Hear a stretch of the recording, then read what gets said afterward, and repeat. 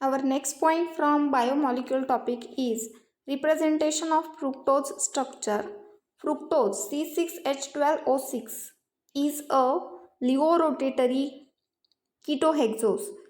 Fructose is also called leulose due to its Leo rotation alpha D20 is equals to minus 92.4 degree. तर glucose याच्या आधी आपण glucose बघितला ज्याचा molecular formula C6H12O6 आहे. Similarly fructose is also having molecular formula C6H12O6. Then what is the difference between them? Fructose contain C double bond O at second position and in glucose CHO group is there at first position. This is the basic difference between fructose and glucose. fructose मध्ये C double bond O आहे जो की 2 पोझिशनला आहे आणि ग्लुकोजमध्ये CHO म्हणजेच aldehyde group आहे जो की फर्स्ट पोझिशनला आहे. पण दोघांचाही मॉलिक्युलर फॉर्म्युला हा सेम आहे. आता फ्रुक्टोज जो आहे हा लिओ रोटेटरी आहे. तर लिओ रोटेटरी म्हणजेच काय तर फ्रुक्टोज सोल्युशनमधनं ज्या वेळेला प्लेन पोलराइज्ड लाईट पास होते तेव्हा ती लेफ्ट साईडला रोटेट होते. म्हणून फ्रुक्टोजला आपण काय म्हणतो लिओ रोटेटरी कीटोहेक्झोस. कीटोहेक्झोस म्हणजेच कीटोहेक्झोस हे काय आहे फ्रुक्टोजचं IUPAC नेम आहे. देन हे जे रोटेशन आहे प्लेन पोलराइज्ड लाईटचं लेफ्ट डिरेक्शनला जे रोटेशन आहे त्याचा जो अँगल आहे तो किती आहे मायनस 92.4 डिग्री हा त्याचा अँगल आहे. Being an alpha hydroxy keto compound, fructose is a reducing sugar. आता फ्रुक्टोजचं जे स्ट्रक्चर आहे आत्ता सांगितल्याप्रमाणे फ्रुक्टोजच्या स्ट्रक्चरमध्ये 2 पोझिशनला C डबल बॉन्ड O आहे जे की आपल्याला इथे स्ट्रक्चर बघायला मिळेल. हे असेल फ्रुक्टोजचं ओपन चेन स्ट्रक्चर. यामध्ये आपल्याला इथे सेकंड पोझिशनला C डबल बॉन्ड O आहे म्हणजेच कीटोन आहे आणि यालाच काय म्हणतात या फ्रुक्टोजला अल्फा हायड्रॉक्सी कीटो कंपाऊंड म्हणतात. तर अल्फा हायड्रॉक्सी कीटो कंपाऊंड म्हणजे काय अल्फा हायड्रॉक्सी कीटो कंपाऊंड. तर याचा मीनिंग काय आहे तर हा फंक्शनल ग्रुप जो आहे C डबल बॉन्ड O याला अटॅच असणारा हा कार्बन याला काय म्हणतात अल्फा कार्बन. फंक्शनल कुठलाही फंक्शनल ग्रुप असो त्या फंक्शनल ग्रुपला अटॅच असणारा कार्बन जो असतो त्याला आपण अल्फा कार्बन म्हणतो आणि या अल्फा कार्बनला अटॅच असणारा OH ग्रुप हा असतो अल्फा इथे आलेला अल्फा हायड्रॉक्सी. ठीक आहे म्हणून इथे अल्फा हायड्रॉक्सी कीटो कंपाऊंड असं म्हणतात फ्रुक्टोजला. आणि हा जो अल्फा हायड्रॉक्सी कीटो कंपाऊंड आहे हा कसा आहे रिड्युसिंग शुगर आहे म्हणजेच फ्रुक्टोज हा रिड्युसिंग शुगर आहे. आता रिड्युसिंग शुगर म्हणजे काय तर रिड्युसिंग शुगर म्हणतात कशाला फ्रुक्टोजला. तर रिड्युसिंग शुगर म्हणजे काय फ्रुक्टोज हा शुगर आहे पण त्याला काय म्हटलेलं आहे रिड्युसिंग शुगर. तर याचा मीनिंग जो आहे की हा फ्रुक्टोज काही केमिकल कॅरेक्टरिस्टिक केमिकल रिॲक्शन दाखवतो कोणासोबत तर टोलन्स रिएजंट आणि फिलिंग सोल्युशन्स हे केमिकल्स जे आहेत या केमिकलसोबत हा फ्रुक्टोज रिॲक्शन दाखवतो आणि हा फ्रुक्टोज काय करतो तर त्या केमिकलला रिड्यूस करण्याचं काम करतो म्हणून फ्रुक्टोजला रिड्युसिंग शुगर असं म्हटलं जातं. ठीक आहे तर नेक्स्ट पॉईंट आहे आपला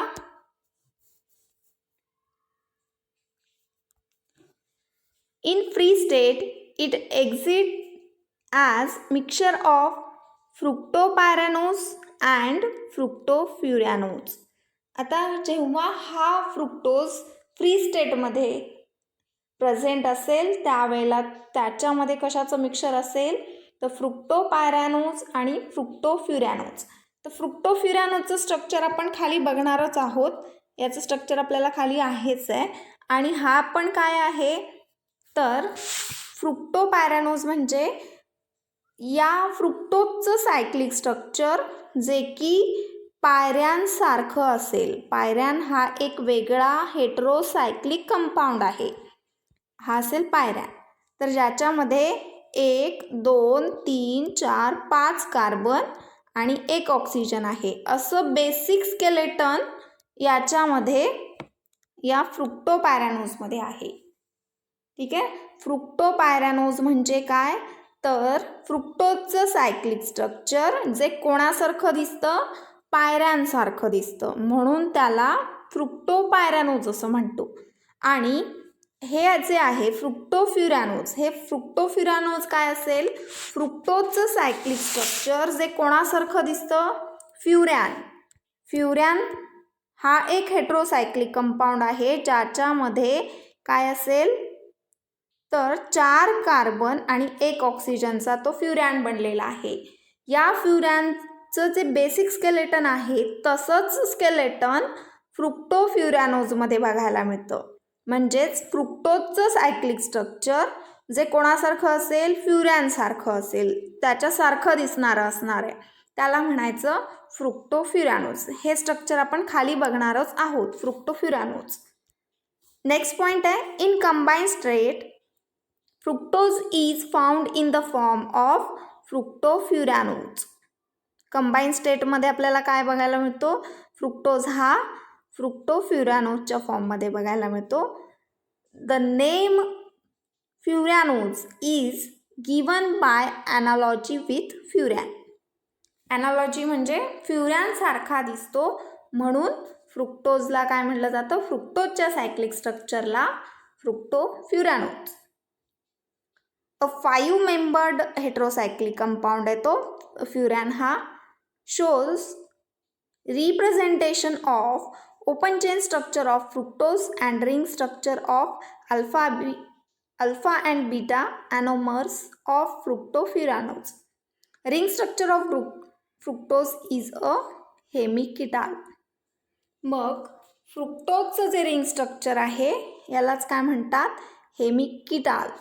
जसं आपण ग्लुकोजचं हे सायक्लिक स्ट्रक्चर काय आहे, हेमी ॲसिटाल आहे, तसंच इथे फ्रुक्टोजमध्ये ते हेमिकिटाल या नावाने ओळखलं जातं. म्हणजेच फ्रुक्टोजच्या सायक्लिक स्ट्रक्चर हे याला काय म्हणू शकतो आपण, हेमिकिटाल. आपण आता रिॲक्शन बघूयात. हे असेल फ्रुक्टोजचं स्ट्रेट चेन स्ट्रक्चर. हे असेल स्ट्रेट चेन स्ट्रक्चर ज्याच्यामध्ये आपल्याला 6 कार्बन दिसतील. फर्स्ट कार्बन, सेकंड कार्बनला C डबल बॉन्ड O आहे, नंतरचा थर्ड कार्बन, फोर्थ, फिफ्थ आणि हा असेल 6 कार्बन. तर ही त्याची अरेंजमेंट असेल. सेम इथे OH ग्रुप 1 2 3 4 आणि खालचा 5 OH ग्रुप आणि 1 C डबल बॉन्ड O या स्ट्रक्चरमध्ये प्रेझेंट आहे. आता सायक्लिक रिॲक्शन रिॲक्शन जेव्हा कॅरेड आउट होणार आहे ही कुठल्या पोझिशनला असणार आहे, C2 पोझिशन आणि C5 पोझिशन. हे लक्षात घ्या. ग्लुकोजमध्ये C1 पोझिशन आणि C5 पोझिशन अशी होते, तर फ्रुक्टोजमध्ये C2 C5.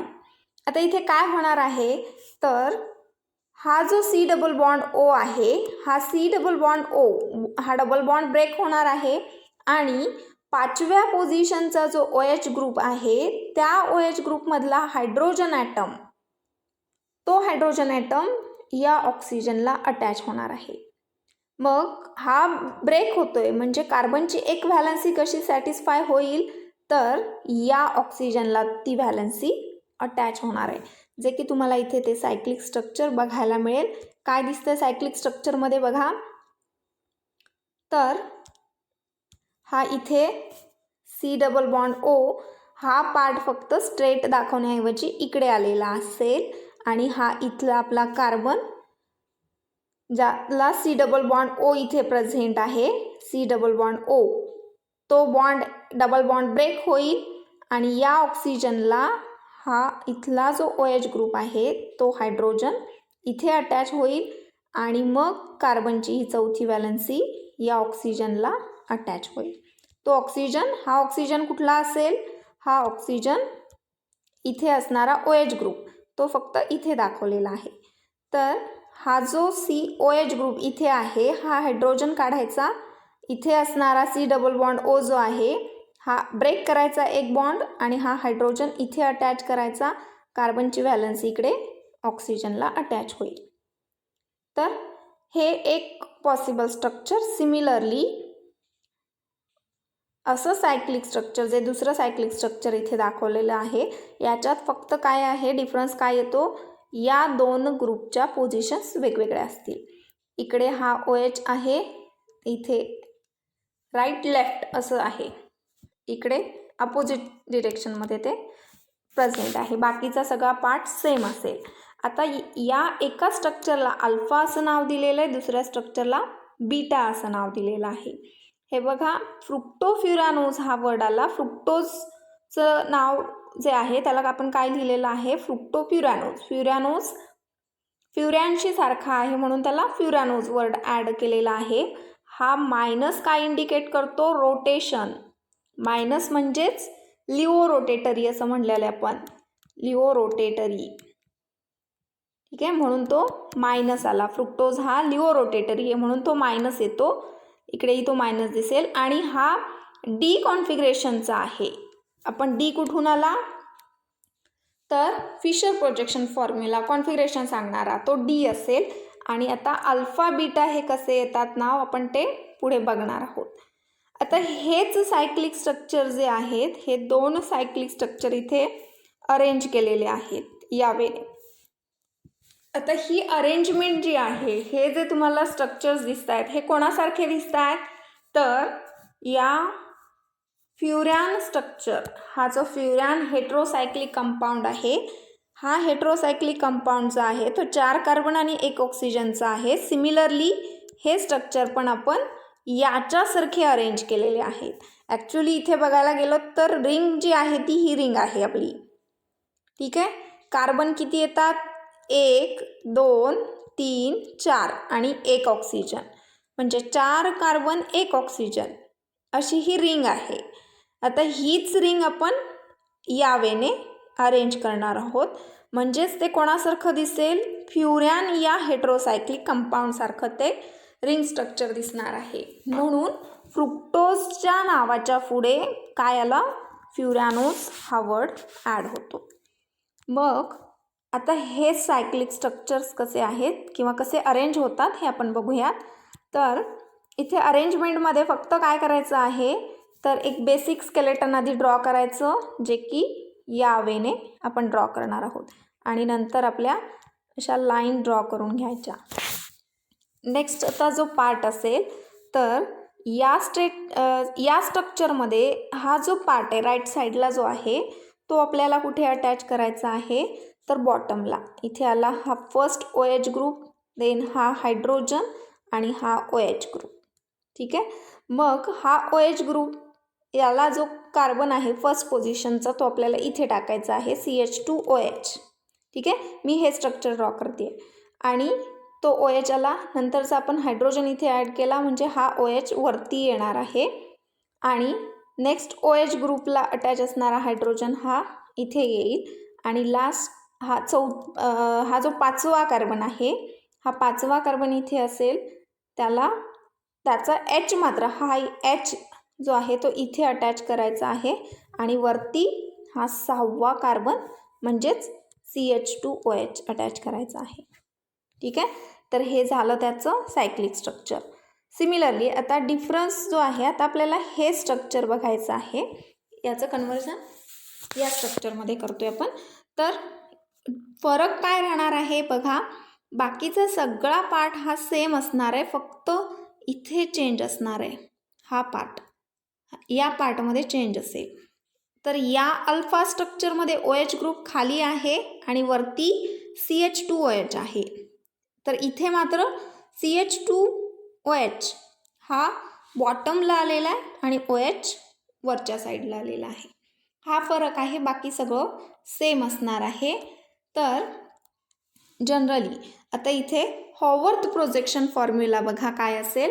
तर हॉवर्थ प्रोजेक्शन फॉर्म्युलामध्ये काय सांगितलेलं आहे, फॉर्म्युला काय आहे तर जो ॲनोमेरिक कार्बन आहे त्या ॲनोमेरिक कार्बनचा OH ग्रुप कुठल्या साईडला येतो त्याच्यावरनं आपण अल्फा आणि बीटा हे नाव देतो.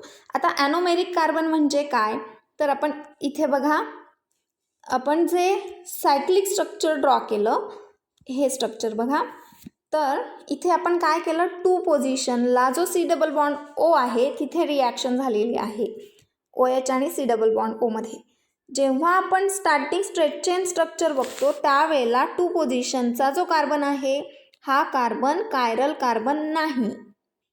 पण जेव्हा सायक्लिक रिॲक्शन कॅरीड आउट होते तेव्हा या 2 पोझिशनला म्हणजे ही पोझिशन, या पोझिशनला कायरॅलिटी जनरेट होते, तयार होते, नवीन कायरल कार्बन तयार होतो, जो की इथे नाही. पण जेव्हा रिॲक्शन होते तेव्हा या पोझिशनला 2 पोझिशनला कायरल कार्बन तयार होतो. मग याला काय म्हणतात, ॲनोमेरिक कार्बन. ॲनोमेरिक कार्बन. तर हा ॲनोमेरिक कार्बन इथे C2 पोझिशनला क्रिएट झाला आणि जो की इथे असणार आहे या सायक्लिक स्ट्रक्चरमध्ये, तो 2 पोझिशनला असेल. तर आता इथे आपल्याला हे 2 पोझिशनला काय आहे, ॲनोमेरिक कार्बन. त्या ॲनोमेरिक कार्बनला जो OH ग्रुप आहे, आता इथे या बॉटम साईडला आहे, इकडे अप साईडला आहे. मग जेव्हा तो डाऊन साईडला असतो तेव्हा हा जो सगळा खालचा पार्ट जो आहे याला अल्फा साईड असं म्हणलं जातं. स्ट्रक्चरच्या डाऊन साईडचा पार्ट याला अल्फा साईड म्हणतात, स्ट्रक्चरच्या अप साईडचा पार्ट जो आहे त्याला बीटा साईड असं म्हणतात. मग ॲनोमेरिक कार्बनचा OH ग्रुप अल्फा साईडला आला म्हणून याच्या नावाच्या आधी आपण अल्फा ॲड करतो. सिमिलरली OH ग्रुप, ॲनोमेरिक कार्बनचा OH ग्रुप बीटा साईडला आला म्हणून बीटा ॲड केलेला आहे. तर हा जो रूल आहे हा काय आहे, हॉवर्थ प्रोजेक्शन फॉर्म्युला. तर हॉवर्थ प्रोजेक्शन फॉर्म्युला काय सांगितलेला आहे की जेव्हा काय असेल, ॲनोमेरिक कार्बनचा OH ग्रुप अल्फा साईडला असेल तर अल्फा स्ट्रक्चर तयार होईल आणि ॲनोमेरिक कार्बनचा OH ग्रुप बीटा साईडला असेल तर बीटा स्ट्रक्चर तयार होईल. तर हे असेल alpha beta notation according to Haworth projection formula. तर आजचा पॉईंट इथे संपलेला आहे. व्हिडिओ आपण इथेच स्टॉप करूया. थँक्यू.